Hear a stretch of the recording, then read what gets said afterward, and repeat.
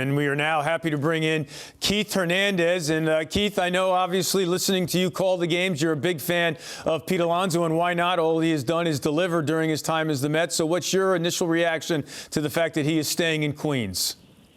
I am ecstatic that he's re-signed with the Mets. I just felt that if, with the signing of Soto, and if you didn't bring Pete back, that it would have been, a revolving door, a swap. Now you've got two guys, left and right-hand hitter, which they're going to probably be back-to-back, which are quite formidable. You got a guy that hit 40 home runs last year. You got Pete, of course, who's hit 50.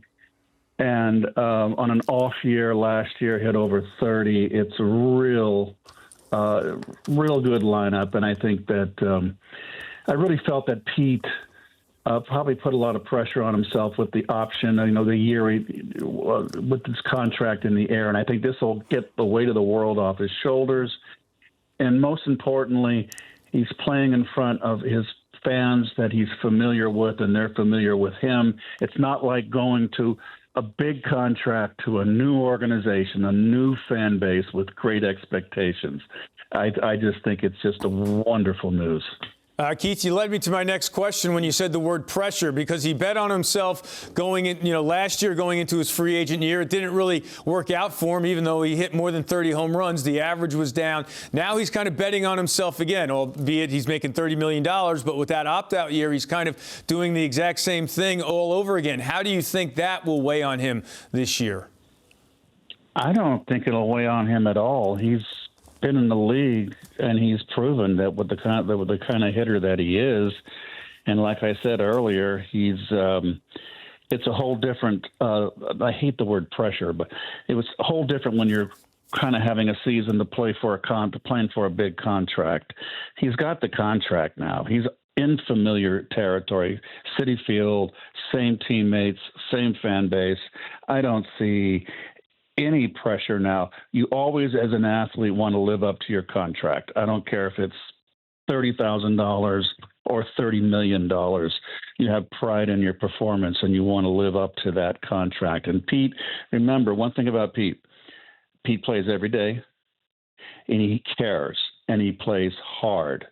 I'm not worried about his attitude, or him becoming a fat cat. Pete is really driven to be the best that he can be, and he's proven that, and that's one of the reasons why I'm also very, very pleased that he's back. He's one of the guys that players look up to now, and he's because of his status and what he's done. And young players watch him, and he's a guy that's good to set the example for the young players that are coming up, and the Mets are loaded with a lot of young players. Keith, as you mentioned, he plays every day. If he plays every day again this season, he hasn't had a full season with fewer than 30 home runs in his career. He's 26 home runs away from tying Darryl Strawberry, and then eventually passing Darryl Strawberry for most home runs as a Met in Met franchise history. As someone who's gotten to know Pete Alonso pretty well, and you know how the fans think of Pete Alonso, what do you think that'll mean if Pete can accomplish that next year as a Met? Well, the only way he's not going to accomplish it next year is if he gets hurt. So, I mean, he's going to have, a 30-plus year. He's got the body of work.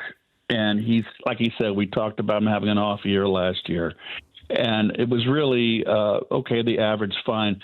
But he didn't hit in the clutch, too. And I just think he got more and more tense as the season went on. And it kind of snowballed on him in a negative way.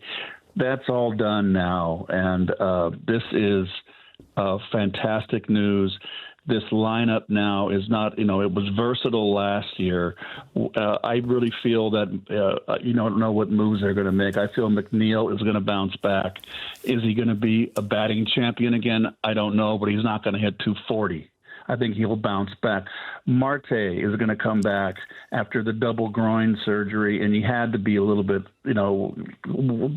worried and concerned about what he could do last year. And in the second half of the season, he started stealing bases, which I thought was a big plus. I think he's going to have a bounce back here. This is really a terrific lineup.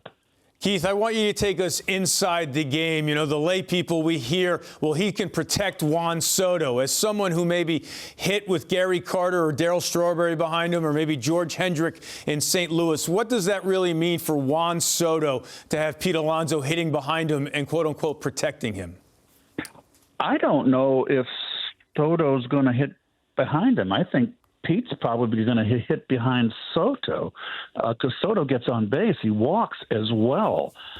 So, and that's something, too, that Mendy can do. Okay, if it's a tough right-hander, you can flip-flop him. You don't have, you don't have to have a set lineup. If it's a tough left-hander, you can flip-flop them in the lineup, depending on if someone's in a slump, if someone's red hot. You can adjust that lineup just by, switching them back and forth. So I don't think I just love having these two guys and their left-right in that order. It really causes a lot of problems for opposing managers.